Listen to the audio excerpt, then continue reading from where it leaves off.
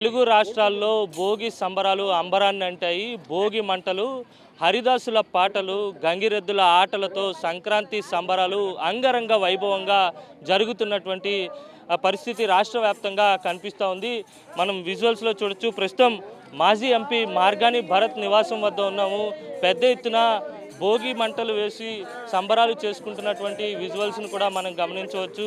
మార్గాని భరత్ కూడా మరి కాసేపట్లో పందెం రాయిళ్లా తయారయ్యి కోడి పుంజుని పట్టుకొని సిద్ధమైనటువంటి సందర్భాన్ని కూడా మనం ఇక్కడ గమనించవచ్చు. ఒకసారి మాట్లాడదాం సార్. సంక్రాంతి సందర్భంగా రాష్ట్ర ప్రజలకి ఏం చెప్తారు?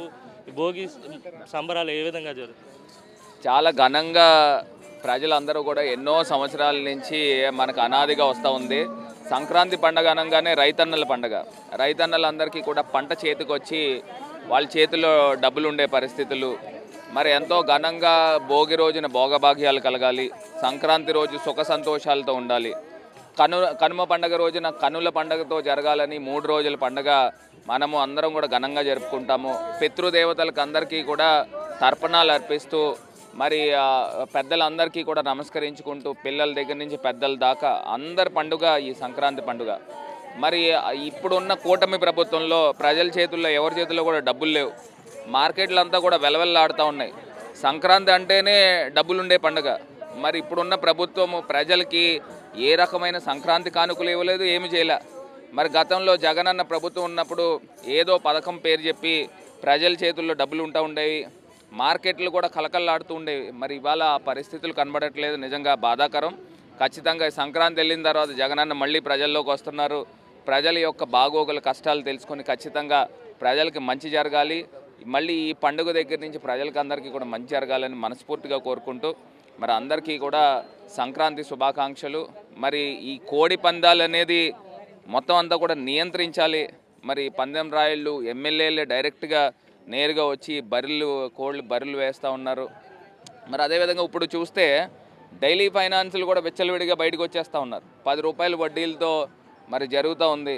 మరి ఇవన్నీ కూడా నియంత్రించాల్సిన అవసరం ఉంది. ఖచ్చితంగా మళ్ళీ జగనన్న మళ్ళీ ప్రభుత్వం వస్తుంది, మనకు మంచి రోజులు వస్తాయని మనస్ఫూర్తిగా కోరుకుంటున్నా. భోగి ఆల్రెడీ మొదలైంది. హరిదాసుల కీర్తనలో ఆ సందర్భం హడావిడి కనిపిస్తుంది. సంక్రాంతి అంటేనే సంబరాలు కదండి. ప్రతి ఇంట సకల సౌఖ్యాలను ఇచ్చేదే సంక్రాంతి.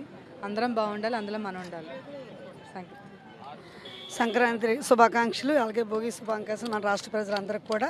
ఎందుకంటే అందరం కూడా సంతోషకరంగా ఈ పండుగ జరుపుకోవడం అంటే ఎక్కడెక్కడి నుంచో రాష్ట్రాల నుంచి కూడా, ఇతర రాష్ట్రాల నుంచి కూడా ఈ తెలుగువారి పండుగలు చాలా బాగుంటాయి ఉద్దేశంతో ఈ పండుగకి అందరూ కూడా వస్తారు. ఎందుకంటే అల్లుళ్ళు కూతుర్లతోని చాలా ఆనందంగా ఈ పండుగ జరుపుకుంటూ ఉంటాము. ఎందుకంటే పిండి వంటలతోని భోగి అంటే ప్రతి ఒక్కరికి కూడా మంచి ఘనమైంది. అలాగే సంక్రాంతి, అలాగే భోగి ముక్కానుతో అందరం కూడా సల్సంతాలతో ఉండాలని, పాడి పంటతో కూడా అందరూ ఉండాలని, అలాగే జగనన్నకి మంచి జరగాలని మేము అందరం కోరుకుంటూ.